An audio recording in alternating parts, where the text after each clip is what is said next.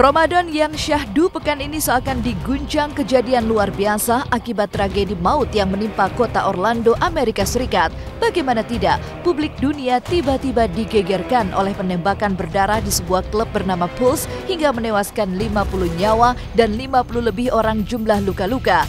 Jumlah korban meninggal yang fantastis dalam aksi brutal ini sontak saja menyentak mata dunia untuk ikut berduka. Mulai dari selebriti seperti Lady Gaga hingga Presiden Barack Obama pun turut mengutas aksi keprihatinan dan mengutuk teror yang membuat kota Orlando sempat dilanda situasi mencekam seperti ini. So, what brought us to Orlando, huh? I got you. Be fine.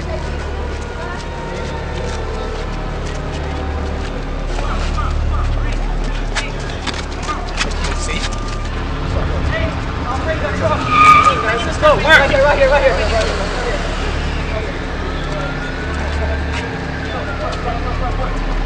We'll just do that one. Is he bad? Yeah, he's bad. He has a shot under his arm, abdomen, and chest. All right. Tell me when you're ready. Go. Stanley!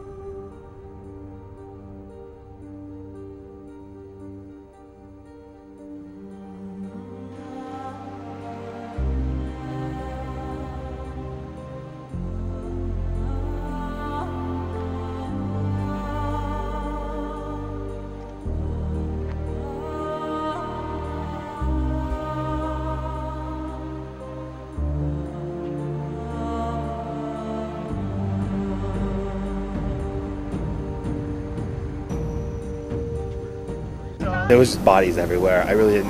In the parking lot, they were tagging them red, yellow, so that they know who to help first and who not to help. When you see that van pull up, it sort of hits home, and you know, I'm thinking about the families of those people and the friends of those people. So this is a sobering reminder that attacks on any American, regardless of race, ethnicity, religion, or sexual orientation, is an attack on all of us. On the fundamental values of equality and dignity that define us. Aku dengar kabarnya, baca juga beritanya. Terus menurut aku memang apa ya? Itu kan sama aja dengan aksi terorisme ya gitu. Dan sangat disayangkan, sangat nggak manusiawi gitu. Itu kan korban jiwanya ada banyak sekali. Terus bukan hanya korban jiwa, yang terluka pun banyak gitu. Sayang nggak mengerti kenapa manusia itu bisa tega gitu untuk melakukan hal seperti itu ya. Ironisnya, tragedi berdarah yang pecah pada tanggal 12 Juni 2016 dini hari itu diduga dilakukan oleh seorang warga Amerika keturunan Afghanistan bernama Omar Mirsidik Matin. Sontak saja, aksi brutal Omar ini mengundang teka-teki. Apakah terkait dengan terorisme yang mengatasnamakan agama atau justru terselip motif lain? Sayangnya, misteri ini seolah menggantungkan tanda tanya besar seiring dengan tewasnya Omar yang tewas karena ditembak di sekitar TKP Klub Pulse dengan aksi dramatis berikut ini. Stop! Line of police! Stop! Stop! Stop! Stop the car! Stop it! Stop the car! Stop the car! Put your hands up! Stop! Put it in the car!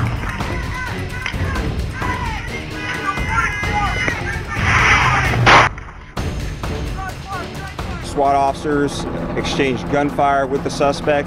The suspect is dead. He appeared to be carrying a rifle, an assault-type rifle, and a handgun, and had some type of device on him. Dan mengejutkan, tewasnya Omar dengan status tersangka tunggal tragedi penembakan berdarah yang menewaskan 50 orang di Orlando tersebut konon kian meletupkan titik didih yang memang sudah memanas mewarnai iklim politik Amerika Serikat. Pasalnya, publik Amerika tengah heboh menyoroti aksi Donald Trump yang menyudutkan Islam juga meminggirkan kaum minoritas di Amerika Serikat. Uniknya, alih-alih menunjukkan sikap antipati, umat muslim di Amerika justru bersatu padu menunjukkan solidaritas dan rasa simpati. Buktinya, tak sedikit komunitas muslim Amerika yang menggalang aksi untuk menyumbangkan darah bagi para korban tragedi klub Pulse yang rata-rata berisi kaum LGBT.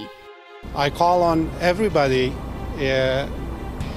in the community, anybody who has any information, to please call the FBI, share what you know. It may help answer many unanswered questions yet. Jangan sampai lah kayak gitulah, itu harus dikurang-kurangin dari dunia ini, itu nggak baik banget kayak gitu.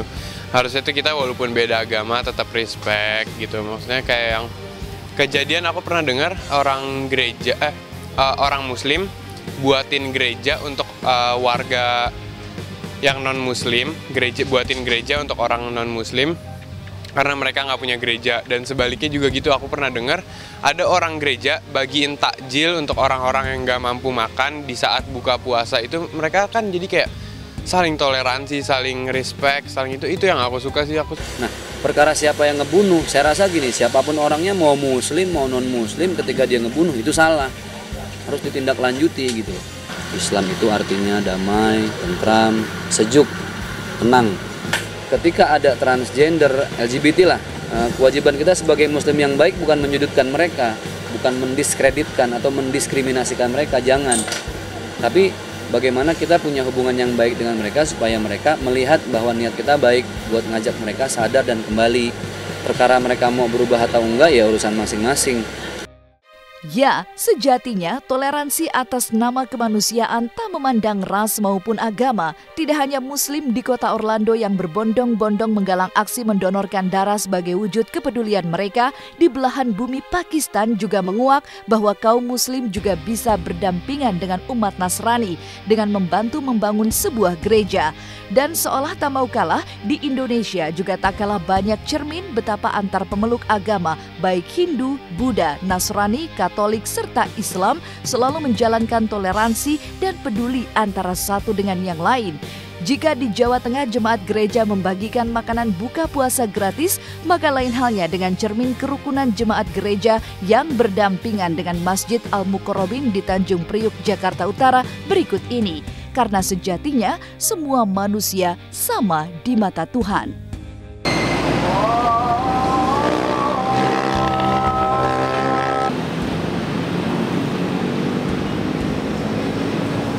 Etika di dalam bertetangga itu kan dalam silaturahmi ini benar-benar kita jaga, artinya kita respect terhadap mereka. Kalau mereka sedang melakukan ibadah, di sini sedang melakukan ibadah, ya volume speaker kita kecilin kan begitu agar tidak mengganggu. Jadi nggak bentrok gitu. Iya, nggak mengganggu pihak sebelah, dari pihak sebelah pun seperti itu. Pemerintah itu tetap menjaga dua bangunan tempat ibadah ini tetap ada, karena itu menjadi salah satu lambang kerukunan. Manusia itu kan pada dasarnya baik gitu. Kalau apalagi masyarakat Indonesia itu cenderung toleransinya itu tinggi banget gitu.